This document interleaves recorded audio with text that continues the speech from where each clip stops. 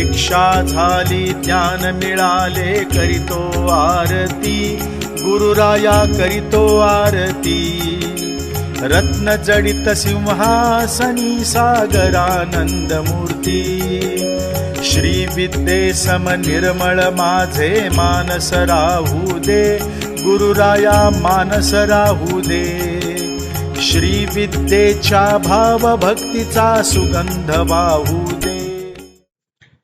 शिवशक्ति रहस्य अर्थात श्री विद्या साधना, ये वीडियो की मालिका में हम 5वें भाग का रिकॉर्डिंग आपके सामने प्रस्तुत कर रहे हैं। श्री विद्या साधना सहजता से समझ में आए इसलिए कुछ आध्यात्मिक ज्योतिष मंत्र यंत्र तंत्र अन्य आदि विधाओं की जानकारी हमें प्राप्त होगी तो श्री विद्या साधना सहजता से सरलता से हमें समझ में आएगी। इसलिए कुछ वीडियो पर में इसकी चर्चा हम करेंगे। हमने पिछली बार अध्यात्म क्या है देखा, अब ज्योतिष यानी क्या, एक सीधी सादी सरल व्याख्या करने का प्रयास करता हूं। मनुष्य को भूतकाल का ज्ञान होता है,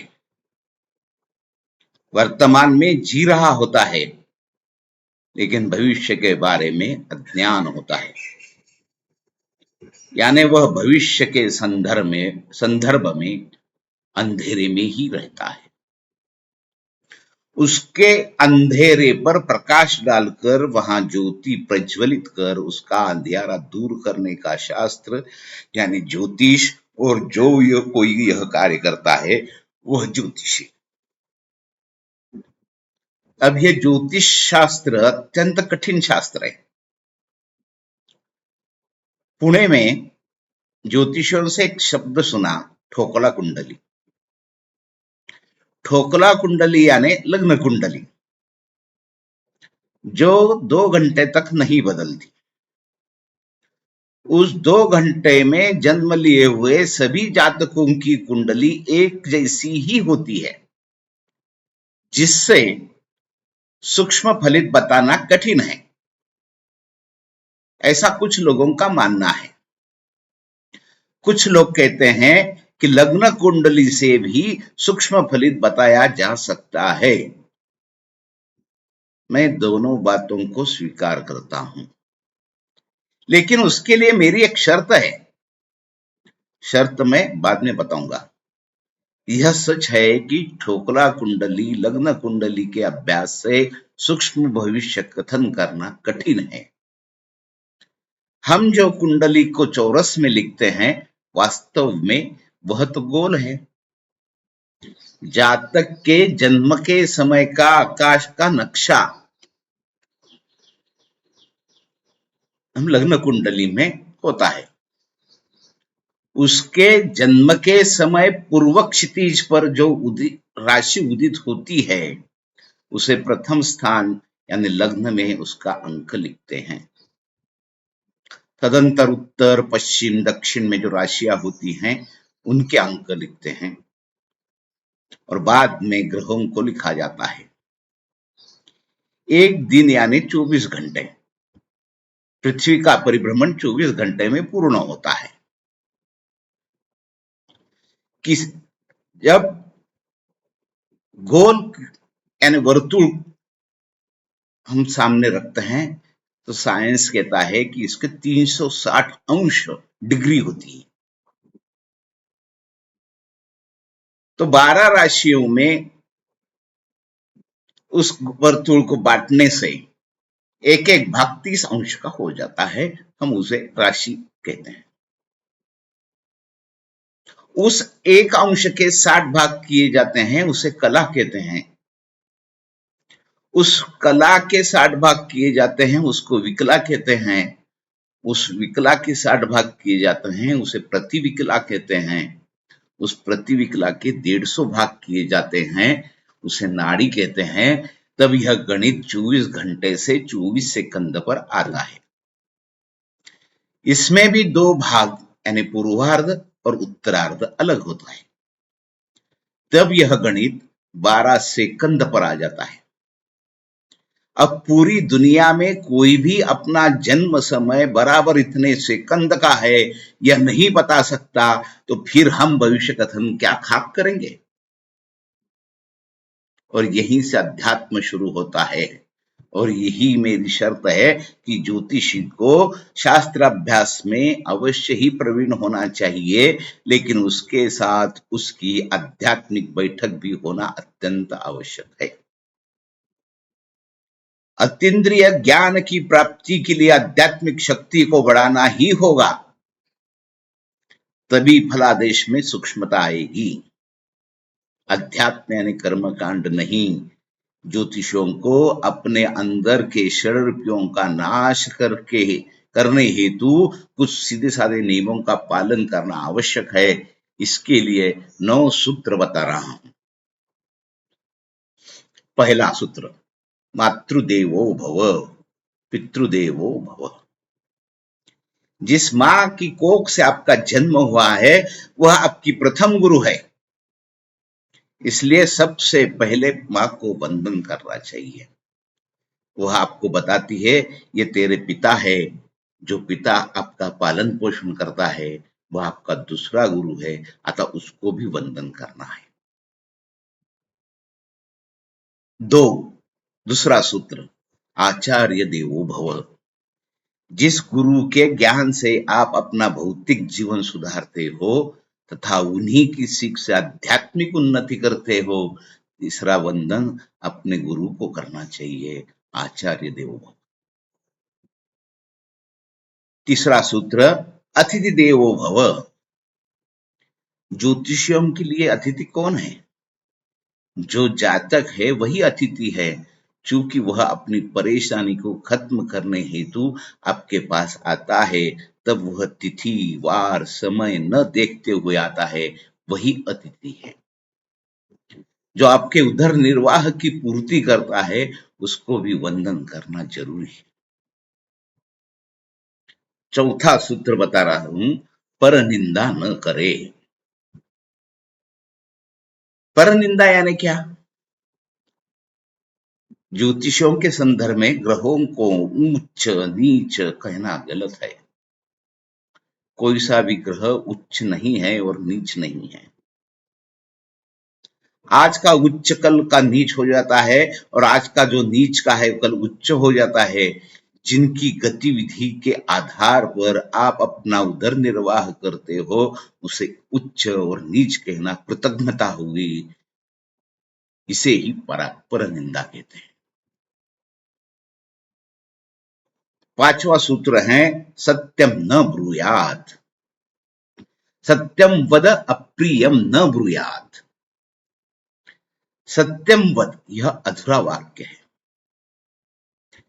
श्रुतियों में ऐसा कहा है, सत्यम वद अप्रियम न ब्रूयात। अब यह वाक्य पूरा हुआ।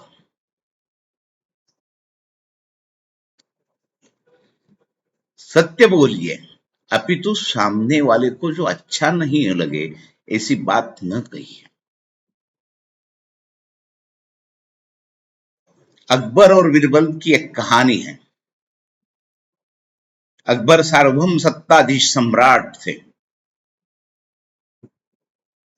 उन्हें एक सपना आया। सत्यम वद कहने वाले ज्योतिषी, राज ज्योतिषी यानी सत्य है कटु है ऐसी जिसकी धारणा हो चुकी है, ऐसे राज ज्योतिषी सुबह सुबह अकबर के पास आए। अकबर ने बताया कि मुझे रात में सपना आया कि मेरे सब दांत गिर गए हैं, इसका अर्थ आप बताइए। ज्योतिषी कटु सत्य वाले थे। उन्हें फट से बोला कि आपके सभी रिश्तेदार जल्द ही मरने वाले हैं। सुबह सुबह की बात है, बादशाह का ऐसा कोई बोले, उनको गुस्सा आ गया और उन्होंने सिपाहियों से कहा कि इसको कारागृह में डाल दीजिए। सत्य बोलने का परिणाम यह है कि उसे कारावास मिला। थोड़ी देर बाद बिरबल आए। महाराज चिंताग्रस्त बैठे थे। रिश्तेदार यानी पति पत्नी बच्चे सभी उसमें आ गए। चिंता हो रही थी। बिरबल ने पूछा, महाराज किसकी चिंता करते हो, किस बात की चिंता कर रहे हो? महाराज वो सरल नहीं बताएंगे। उन्होंने कहा, बिरबल तुमको भी ज्योतिष शास्त्र आता है, तुम यह बताओ कि मुझे जो स्वप्न आया उसका अर्थ क्या है? बिरबल ने सत्य ही कहा। तो बादशाह ने अपने गले का सोने का हार निकाल कर उसको भेंट दे दिया। क्या कहा होगा?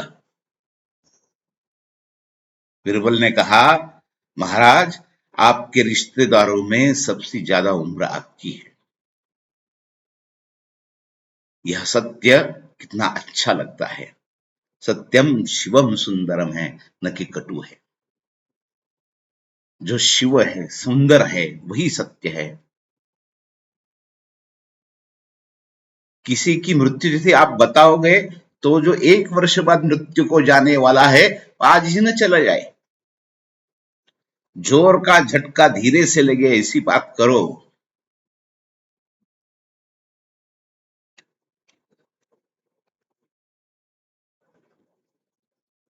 वही सत्य कहना है कि जिससे हमें सुवर्ण का हार मिले, न कि जेल। छठवां सूत्र है परद्रव्यापहार। ज्योतिषियों को यह ध्यान रखना है कि आपके भविष्य कथन से जातक घबरा कर आपको दक्षिणा न दे। यह परद्रव्य अपहार है। शांति न होते हुए भी शांति कर्म करके पैसे कमाना, यह परद्रव्य अपहार है, जो कभी भी न करें। 7वां सूत्र है परदारा संग। परस्त्री के साथ संग करना बहुत बड़ा अपराध है। और जब आप शक्ति उपासना कर रहे हो तो सभी स्त्रियों में मातृभाव देखना अत्यंत आवश्यक है। अतः परस्त्री मां समान होनी चाहिए। 8वां सूत्र है उल्टी सीधी राय न दे। लोग ज्योतिषियों के पैर छूकर उन्हें दक्षिणा देते हैं। अतः आपके व्यवहार से कुछ गलत संदेश न निकले। दूसरी शादी करो, लिव इन रिलेशनशिप में रहो, इस प्रकार की नीति भ्रष्ट करने वाली राय बिल्कुल ही नहीं देना चाहिए। यह ध्यान रखना अत्यंत आवश्यक है। और 9वां आखिरी सूत्र है इष्ट देवता या आध्यात्म त्रिपुर सुंदरी की उपासना। इस बारे में मैं पूर्व में ही बता चुका हूं कि ज्योतिषियों की आध्यात्मिक बैठक होना ही चाहिए, जिससे वाणी पर आपका अधिकार बने, जिसे वाचा शक्ति कहते हैं। सप्त चक्रों में से आज्ञा चक्र का उद्घाटन होना अत्यंत आवश्यक है, जिससे आप जो भविष्य कथन करने जा रहे हो उसकी सत्यता प्रतिपादित होना ही चाहिए। इसके लिए इष्ट देवता की उपासना अथवा इस विश्व की मालकिन आद्या महा त्रिपुर सुंदरी लितांबा की उपासना, जिससे आपको अर्थ काम व मोक्ष प्राप्त हो सके। क्योंकि मंगल स्तव में कहा है कि यत्रास्ति मोक्षो नहीं तत्र भोगः। जहां मोक्ष है वहां भोग नहीं। यत्रास्ति भोगो नहीं तत्र मोक्षः। जहां भोग है वहां मोक्ष नहीं। श्री सुंदरी सेवन तत्पराणाम। श्री महात्रिपुर सुंदरी ललितांबिका की पूजन अर्चन करने वाले को मोक्षस्थ भोगस्थ करस्थ एव। मोक्ष और भोग दोनों ही एक साथ मिल जाते हैं। अतः यहाँ इस भाग को मैं विराम देने जा रहा हूं। अगले प्रकरण में ज्योतिष के दृष्टिकोण से इष्ट देवता कैसे तय करे, भाव यानी क्या, इसकी विस्तृत चर्चा करेंगे। आपको वो वीडियो पसंद आए तो लाइक करें, शेयर करें, सब्सक्राइब करें। आपको कोई प्रश्न पूछना है तो उसको कमेंट में डाल दीजिए। यथाशक्ति मां की इच्छा से मैं आपका समाधान करने का प्रयास अवश्य करूंगा।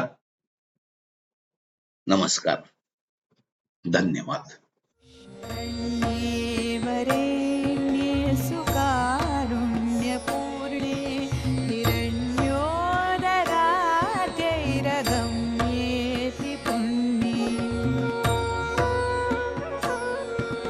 भवारण्यभीतं च मां पाहि भद्रे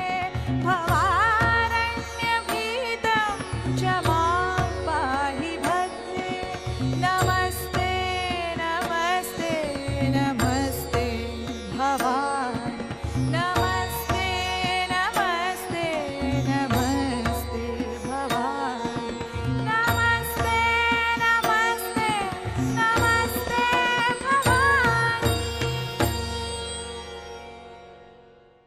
दीक्षा झाली ज्ञान मिळाले करीतो आरती गुरुराया करीतो आरती रत्न जडित सिंहासनी सागरानंद मूर्ती दशमद्वारी मस्तकी नांदो तव वंदिन चरणी गुरुराया तव वंदिन चरणी प्रदीप चेतवुनी अर्पितो तव चैतन्य मूर्ती दीक्षा झाली ज्ञान मिळाले करीतो आरती गुरुराया करीतो आरती रत्न जडित सिंहासनी सागरानंद मूर्ती